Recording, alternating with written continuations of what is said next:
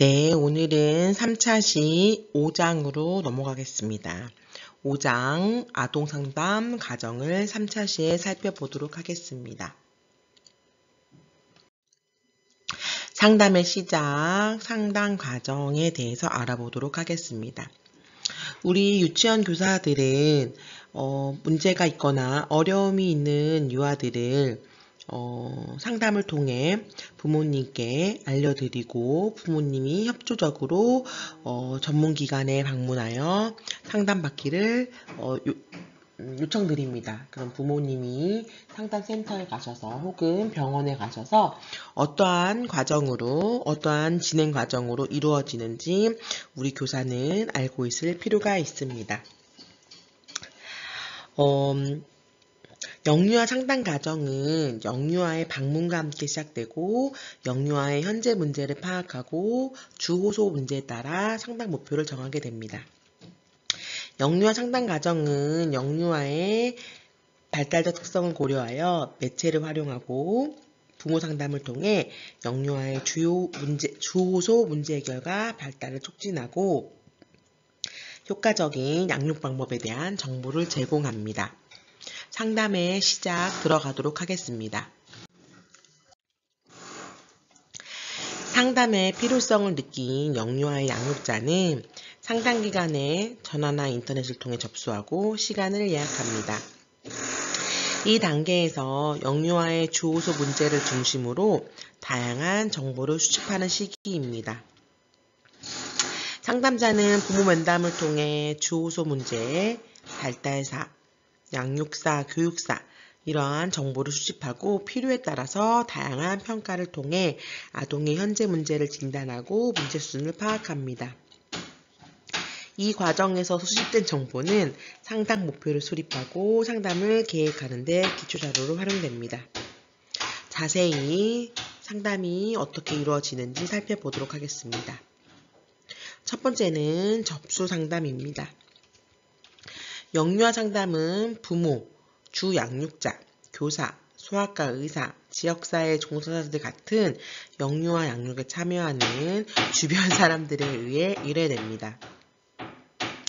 상담이 의뢰되는 경우는 부모-자녀 관계 문제, 외부에서 영유아에 대한 부정적 견해나 영유아의 부적응 행동의 증가, 발달의 증가, 발달상의 문제, 가정 문제, 영유아의 정신건강에 부정적인 영향을 줄 수 있는 요인, 영유아가 충격적인 사건이나 사고로 인해 적응상의 어려움이 예상될 때입니다. 내담자의 상담을 시작하기 위한 첫 시도는 전화 접수가 일반적입니다.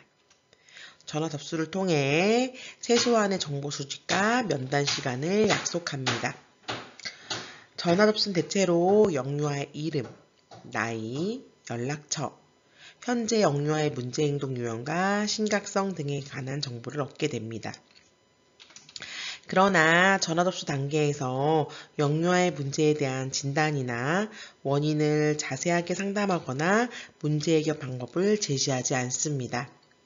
왜냐하면 적수 상담이 부모의 상담 동기를 저하시키고 부모를 위축시키거나 상담에 대한 저항을 일으킬 수 있기 때문입니다.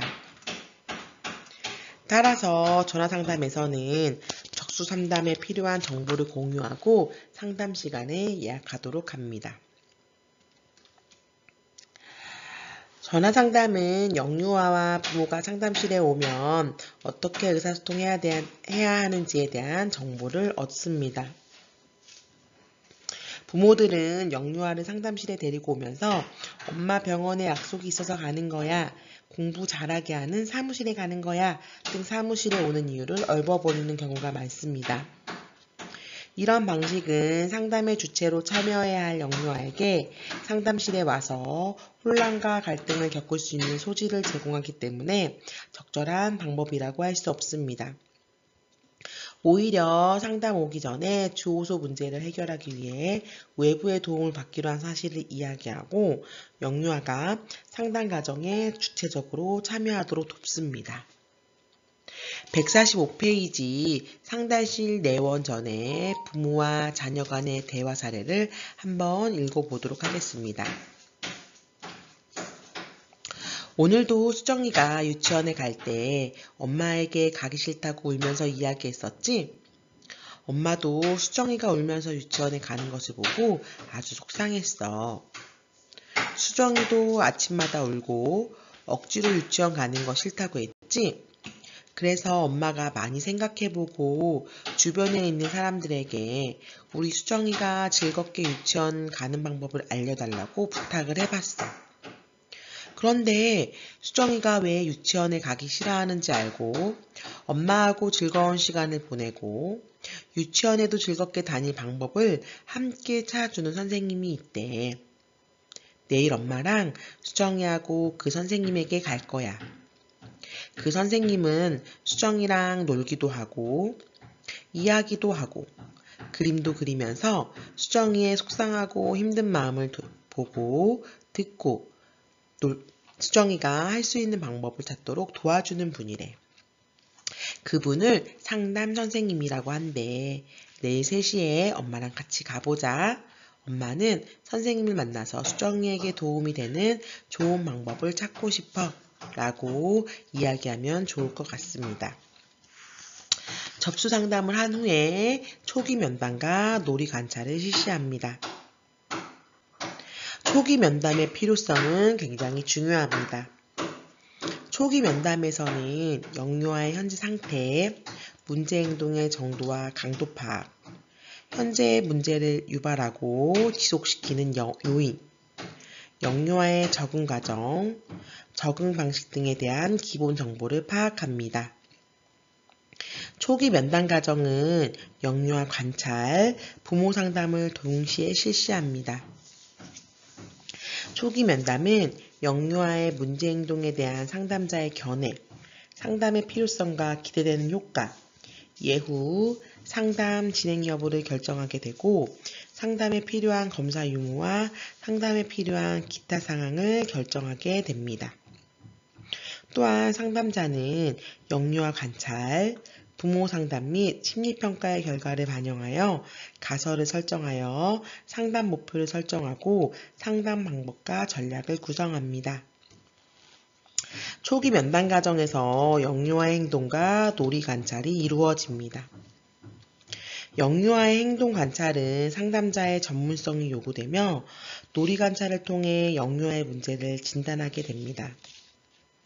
영유아는 언어적, 비언어적으로 의사소통을 하기 때문에 동시에 여러 차원의 행동을 관찰할 수 있는 능력을 갖추는 것이 숙련된 관찰자의 요건입니다.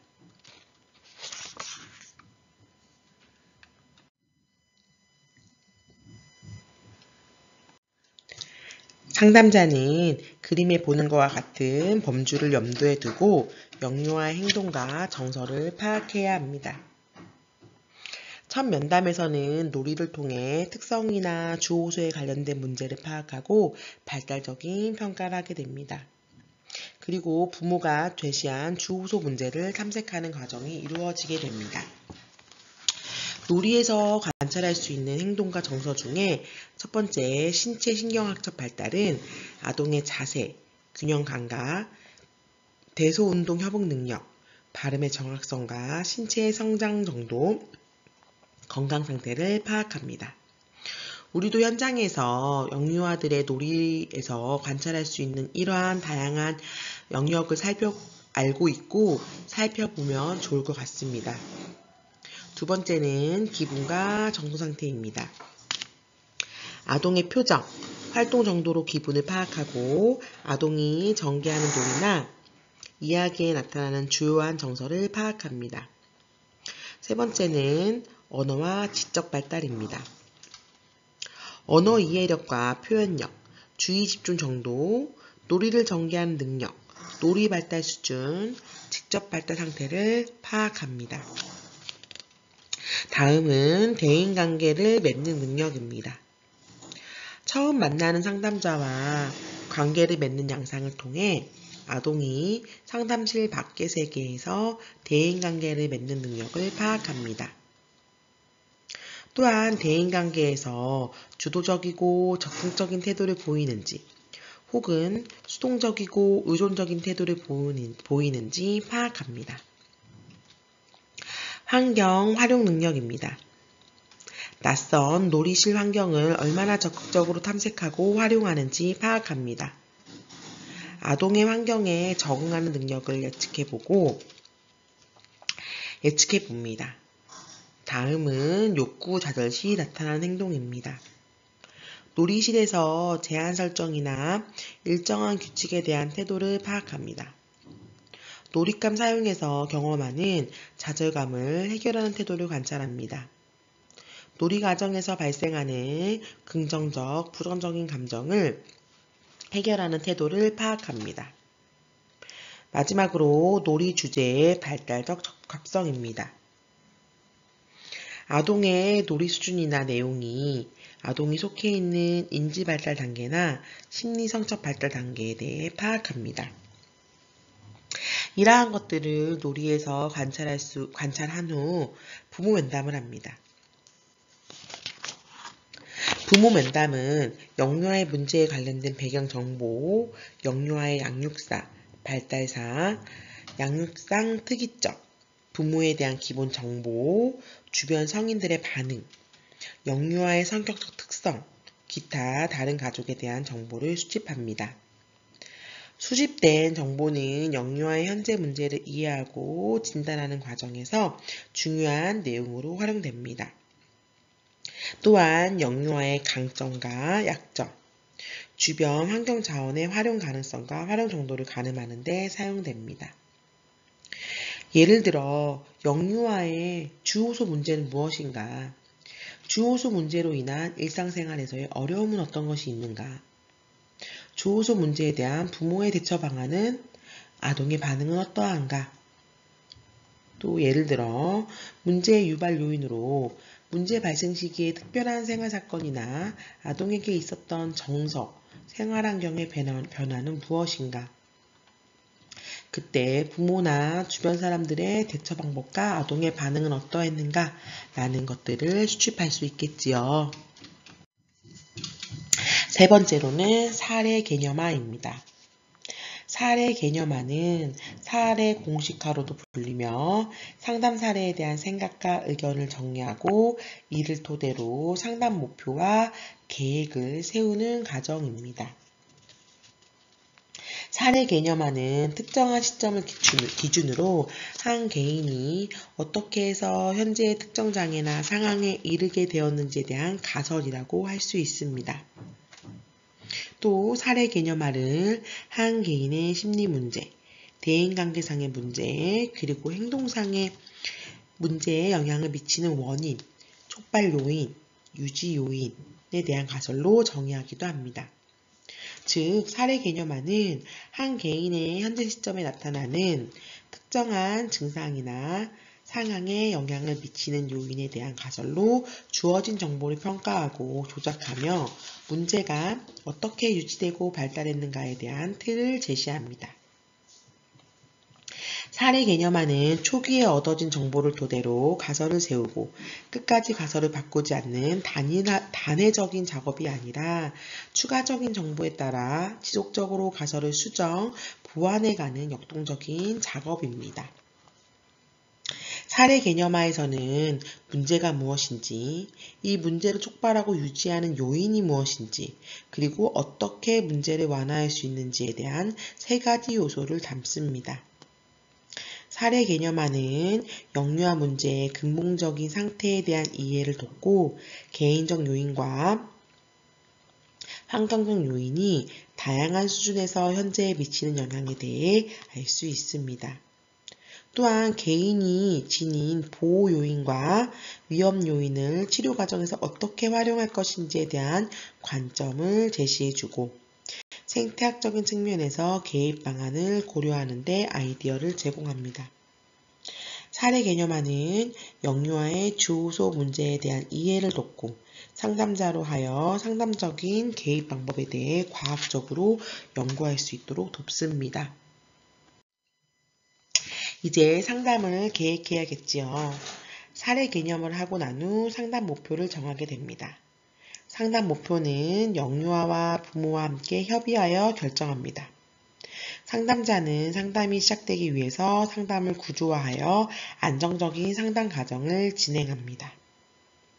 상담의 구조화는 상담 진행을 결정하고 난 후에 상담자와 내담자의 역할, 내담자의 권리에 대해 내담자에게 알려주는 단계입니다.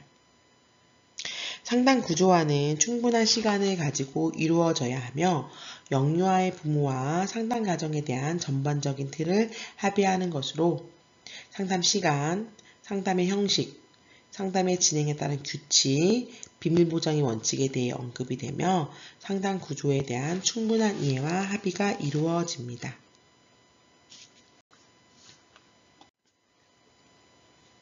상담 계획은 영유아의 주호소 문제나 가족적인 개입 방안, 부모 상담에 대한 내용을 구체화합니다. 특히 영유아 상담은 발달 과정에서 나타나는 주호소 문제이기 때문에 문제 행동에 대한 진단, 예후, 부모의 양육 방법에서 고려할 사항과 추후 양육 계획에 대한 상담이 함께 계획되어야 합니다. 다음은 상담 과정입니다. 영유아 상담은 영유아의 발달 수준을 고려한 상담실에서 이루어져야 합니다. 대부분 놀잇감이 준비된 놀이실에서 진행되고 상담자는 여러 문제와 다양한 배경을 가진 영유아들의 다양한 행동 유형을 촉진시킬 수 있는 놀잇감과 재료들을 구비해야 합니다. 효과적인 상담을 위해 가장 먼저 영유아가 자신의 문제가 다른 사람에게 노출되는 것에 대한 두려움 없이 자기 생각과 이러한 감정을 표출할 수 있도록 보호적이고 안정된 공간을 창출하는 것입니다. 심리적인 안정은 상담자의 태도와 자세에 의해 이루어집니다. 상담 과정은 초기, 중기, 말기, 종결, 추후 상담 과정으로 진행됩니다. 첫 번째, 상담 초기입니다. 초기 단계에서 내담자와 라포 형성은 앞으로의 상담의 성과를 좌우하는 기초가 됩니다. 상담자가 영유아의 문제를 잘 이해하고 실현 가능한 상담의 목표를 세우고 이를 영유아와 나누며 신뢰 있는 상담 관계를 형성하는 것이 가장 중요합니다. 상담 초기에 신뢰감 있는 관계 형성은 상담 목표를 합의하고 상담 과정에서 영유아가 재경험하고 발달을 촉진하는 데 중요한 촉매제 역할을 하게 됩니다. 상담 목표 설정은 상담 초기에 이루어지는 과정으로 영유아의 주호소 문제, 심리평가 결과, 부모와의 면담을 바탕으로 얻어진 정보를 통해 사례 개념화를 한 후에 설정됩니다. 상담 목표는 포괄적이보다 구체적으로 정하고 영유아 부모가 함께 참여합니다. 합의된 상담 목표는 부모와 교사가 동맹이 형성되어 상담이 원활하게 이루어지게 합니다. 또한 상담 목표는 주호소 문제와 관련된 실현 가능하며 구체적인 목표 설정되어야 하고 상담 과정에서 점검을 통해 상담의 진행 방향, 종결 시점, 부모 상담과 개입 방안을 결정하는 데 중요한 준거가 됩니다. 상담자는 상담의 구조화를 통해 상담 시간과 상담실에서 지켜야 할 규칙을 협의하여 안정적인 상담 시간을 운영하도록 합니다.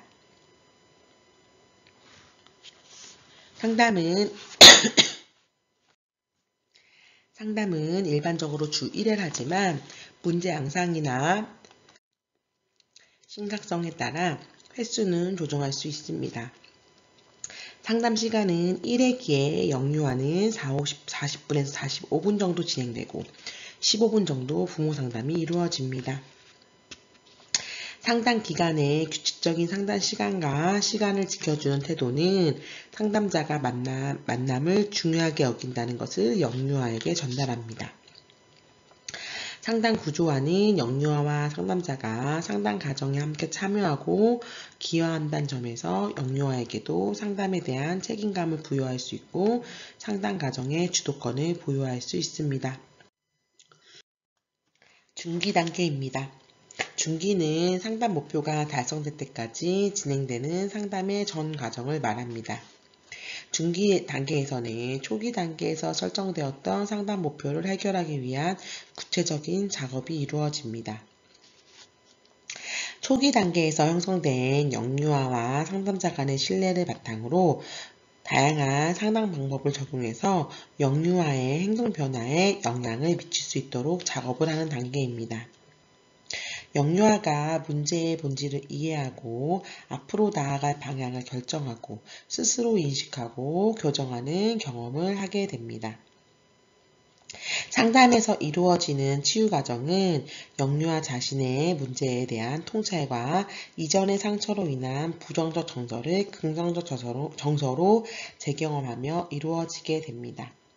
상담자는 부모 상담 시간에 영유아에게 적합한 양육 방법을 알려주고 실천하는 시간을 갖게 됩니다. 따라서 상담자는 부모 상담에 대한 목표를 가지고 있어야 합니다. 부모의 병리적인 특성이 영유아의 문제 행동과 깊은 관련이 있을 경우는 부모 상담, 성인 상담, 부부 상담을 통해 부모 문제를 해결할 수 있어야 합니다. 따라서 상담자는 부모 상담 시간에 영유아에게 적합한 양육 방법을 알려주고 실천하는 시간을 가질 수 있도록 해야 합니다. 말기와 종결 단계입니다. 상담 말기가 되면 영유아가 자신의 문제를 수용하게 되면서 자아 존중감이 향상되고 현실에 적극적으로 대처하고 다양한 문제 해결 기술을 갖고 활용하게 되면서 상담의 종결을 고려하게 됩니다. 이 단계에서는 현실의 적응 기술을 향상시킬 수 있는 집단 프로그램이나 구조화된 프로그램, 발달 촉진 프로그램 등이 병행됩니다. 또한 부모가 영유아의 주호소 문제를 해결하는 과정에서 성숙한 부모 역할과 영유아의 문제에 대한 대처 능력을 성숙시켜야 합니다. 상담자는 상담 초기에 세웠던 목표가 달성되었다 하더라도 미해결된 문제가 여전히 남아있다면 상담 목표를 재설정하고 새로운 문제 해결을 위한 상담 시간을 계획해야 합니다. 상담 종결은 주호소 문제가 해결되고 생활에서 대처가 가능할 때 생활에 적응적이며 영유아가 발달 과정에서 발달 과업을 수행하는 데 문제가 없을 때 이루어집니다. 영유아는 아직 부모에게 의존하고 있으므로 부모의 성격, 양육 방식, 가족 구성원들 간의 갈등에 대한 문제가 상담 과정에 많은 영향을 미칩니다. 종결 시점은 한 달 정도 시간을 두면서 준비를 하고 영유아와 부모에게 준비할 시간을 주어줘야 됩니다. 그동안 상담자와 함께 의논하고 만났던 시간을 아쉬워하며 의논할 수 있는 대상과 분리되는 것에 대한 불안을 느끼기도 합니다. 상담 과정에서 영유아와 부모에게서 발견된 장점과 지지를 통해서 스스로 독립할 수 있는 마음을 지원해 주면서 종결을 준비합니다. 마지막으로 추후 상담 및 추후 평가입니다. 영유아가 상담 후 얼마나 잘 적응하는지를 평가하기 위해서 추후 영유아와 부모를 만나는 특별한 시간을 마련할 수 있습니다. 상담 종결 이후 영유아에게 무슨 일이 일어나고 있는지에 대해 상담자에게 짧은 편지나 전화로 알리면서 추후 상담 시간을 정하는 방법도 있습니다. 영유아의 생활 장면에서 어려움이 예상되는 사건 즈음에서 영유아의 적응 여부를 확인하면서 추후 상담 시간이 정해지기도 하는데 이 같은 추후 활동의 기능은 두 가지입니다. 첫째, 상담 종결 후 영유아에게 발생한 문제들을 보고받아서 필요하다면 다시 상담을 받을 수 있습니다. 두 번째, 추후 활동에서 얻은 정보는 상담자에게 상담의 효과에 관한 자료를 제공해 주어서 상담자가 자신의 태도를 점검하고 교정할 기회를 줍니다. 교재 154페이지 보면 만 6세 7개월인 김정희 내담 아동의 상담 과정이 쭉 적혀져 있습니다. 이 정희의 주호소 문제는 친구 관계에서 위축되고 친구 사귀는데 소극적이다. 유치원에서 말을 하지 않고 특히 발표나 다른 사람 앞에 나서는 것을 싫어하고 교사와는 거의 말을 하지 않으나 친구 한두 명과는 말을 합니다. 그러나 교사가 주시라거나 타인의 반응이 느껴지면 말을 멈춥니다. 학기 초부터 현재까지 유치원에 가기 싫다고 하였으며 주말을 지내고 온 날은 특히 심하게 엄마에게 칭얼거렸습니다. 양육상의 특이사항은 부모가 직장을 다니는 관계로 지방에 계신 친정 부모님에게 아이를 3살까지 맡겨서 양육을 하다가 엄마가 파트타임으로 근무 형태가 바뀌면서 함께 살게 되었습니다. 외가에서 지낼 때는 부모가 2주에 한 번 방문하여 주말을 지내고 왔으며 아이가 부모를 만났을 때에도 외할머니를 잘 따라서 부모는 아이가 잘 자라고 있다고 생각하였다고 합니다. 현재 유치원 종일반 다니고 있고 엄마가 임신 7개월입니다. 초기 상담을 통해서 아동의 정보와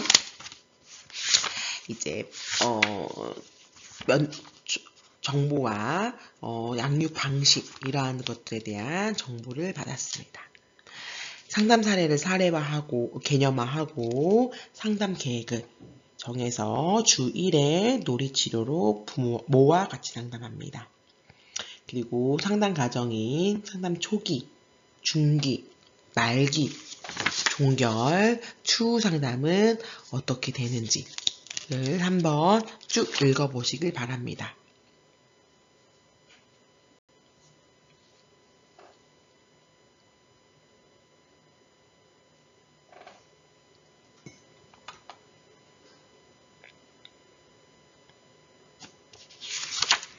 네, 추후 상담까지 다 읽었다면 오늘은 이것으로 마치고 우리 다음 시간은 직접 대면 수업이지요? 너무 보고 싶습니다. 우리 다음 시간에 대면으로 만나도록 하겠습니다. 감사합니다.